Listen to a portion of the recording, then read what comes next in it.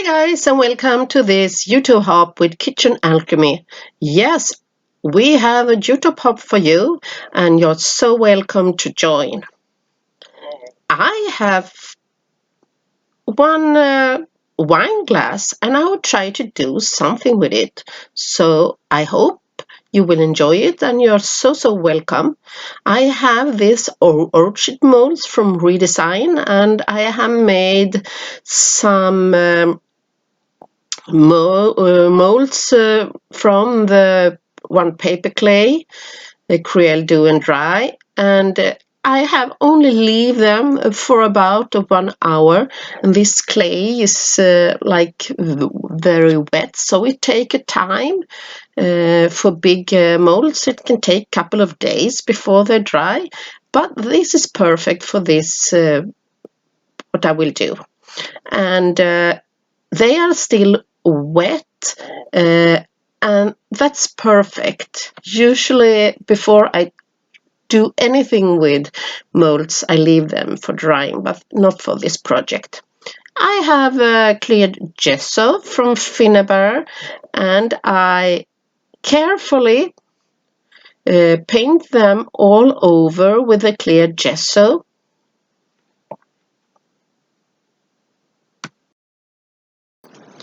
Yes, take care when you use the gesso on the molds, and I have used the clear because it's much more not so heavy, and I want to keep the texture.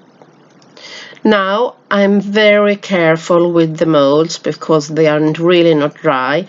I'm using 3D matte gel for a glue. I'm carefully adding glue on the back side of the molds, and yes, I will shape them up on my wine glass, and this is a little bit tricky because it can get a little bit messy with the 3D matte gel leaving on the glass, but the glass is glossy on the surface, so I know I can take it off, so I don't worry too much, but you will see me, I'm working hard to take care of it after. And here I have my baby wipe and a clean brush to pull off the worst, because I don't want it to be too messy while I'm working on the project. So I hope you will enjoy this YouTube hop, and be sure to go to the other project to see what the other ladies have done. They have done amazing work, so you're sure to go to them and leave a comment. All the rules for the hop you find in the description box below. Okay, you see me working on this on the molds, and I'm trying to place them so I get, and you see me, the mold get a little bit broken, but that doesn't worry me because I will glue everything together, and that doesn't, it's a problem for me. But you see I'm working a little bit with the clean brush and the baby wipe to pull off the worst places of the 3D matte gel. When I have, I will add all the molds. Then it's very important that everything gets dry. So you see me, and this is perfect when the molds are, and you can leave them a little bit more longer to dry if you like, but I'm so afraid that more of them will broken and give crackles, and I didn't want. I also have some metallic embellishments from Finn, and you see me working in the end because I want to have like something in the bottom. So I'm trying to add them here also and decorate with them, and I also use the 3D matte gel to glue them. Okay, now everything it's really dry. It had been drying over the night, and I have the new waxes, the new matte waxes, and this will be really nice to work with. I have a little what you call a makeup brush. Yes, a very cheap one. And this black charcoal I will add like in the sides of the molds, like a dark shadow nearest one. So I will not add it everywhere. So you see I'm working it to give it like a shadow to give more depth to the project.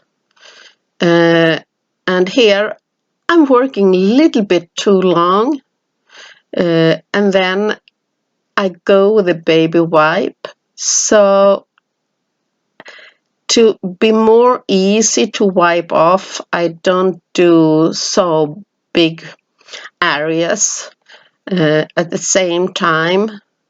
It works fine here, and you see me have this I don't know what you call it, but you see to wipe off where I think it's too. I think I was too perfectly, because I will do many layers so it will not be shown. But I think it's a great effect when it had been drying. I leave it for drying 10-15 minutes, and then the waxes are really dry.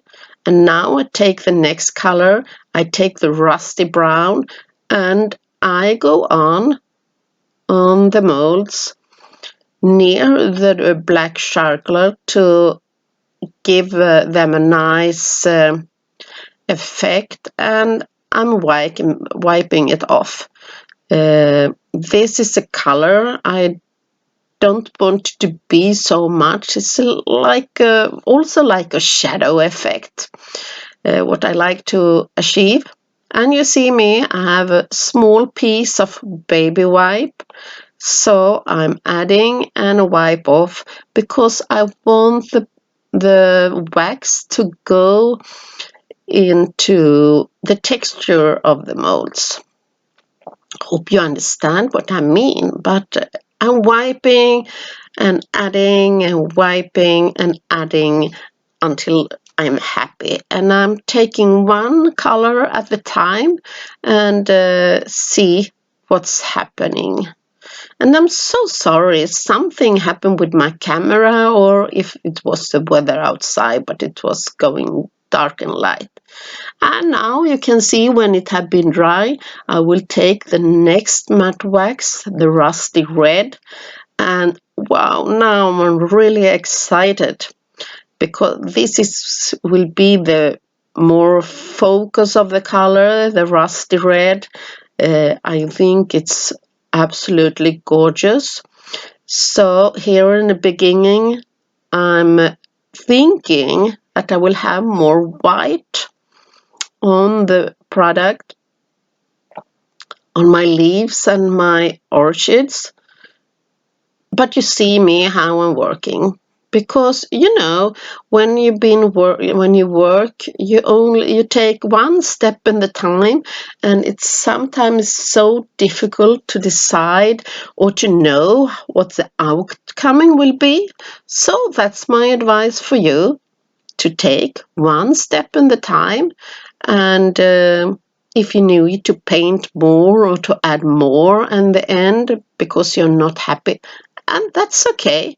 That's it's what mixed media is about.